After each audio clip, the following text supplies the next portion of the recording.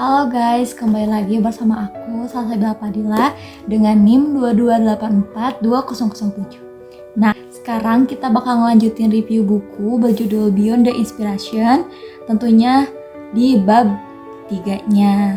Kita bakal review pembahasan tentang The Way to Believe, yang dimana artinya adalah perjalanan menuju kepercayaan. Dalam bab ini kita diberi gambaran bahwa umat muslim pada zaman sekarang itu populasinya sangat banyak dan menjadi mayoritas di berbagai negara, salah satunya di Indonesia.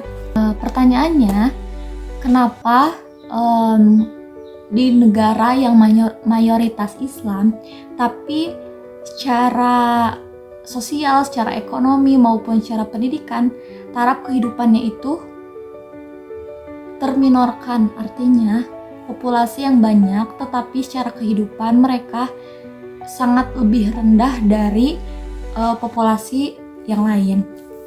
Nah, kita diajak berpikir kenapa sih umat muslim di zaman ini, di negara ini mengalami krisis dari berbagai sektor kehidupan. Nah, untuk bisa mengetahui itu, kita diajak berpikir untuk melihat problem apa saja dan mengamati apa sih yang melatar belakangi dari berbagai persoalan tersebut. Selanjutnya,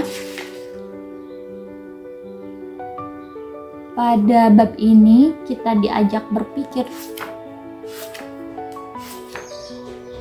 dengan membandingkan kondisi suatu negara yang berkembang, yang maju, yang sebelumnya pernah mengalami keterpurukan seperti negara Cina, yang sebelumnya pernah mengalami keterpurukan krisis di negaranya, namun mereka bisa melesat, berkembang lebih maju dari negara yang lain.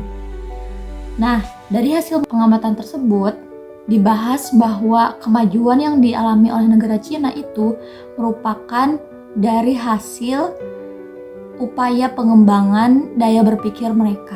Nah, daya berpikir ini sebagai dasar dan pondasi ketika kita ingin memahami latar belakang dari berbagai persoalan dalam kehidupan.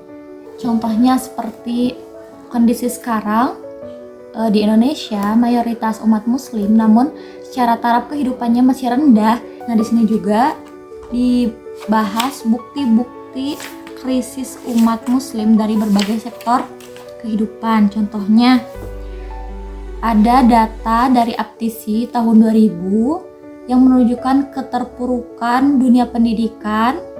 11% siswa SMU yang melanjutkan ke perguruan tinggi. Selanjutnya ada data kemiskinan.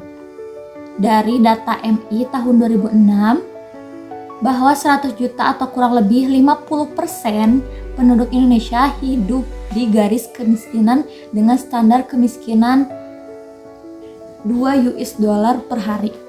Selanjutnya ada data tentang pengangguran di negara Indonesia, yaitu menurut BPS tahun 2004 bahwa angka pengangguran yang setiap tahunnya bertambah menjadi 113,74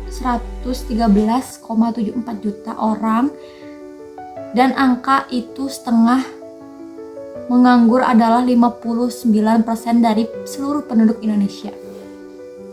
Dari berbagai data tersebut yang digambarkan dalam buku ini tentunya menunjukkan bahwa kita perlu banyak belajar, memahami, mengamati, dan mencari solusi tentang bagaimana kita bisa memperbaiki taraf hidup mulai dari diri sendiri, mulai dari lingkungan sekitar kita, dan bisa membawa dampak yang baik kepada lingkungan sekitar kita. Dan untuk bisa mencapai itu, kita perlu memahami pondasinya, yaitu dengan meningkatkan daya berpikir kita sendiri. Oke, sekian sharing buku bab 3 kali ini. Semoga bermanfaat dan stay tune untuk review bab selanjutnya. Dadah!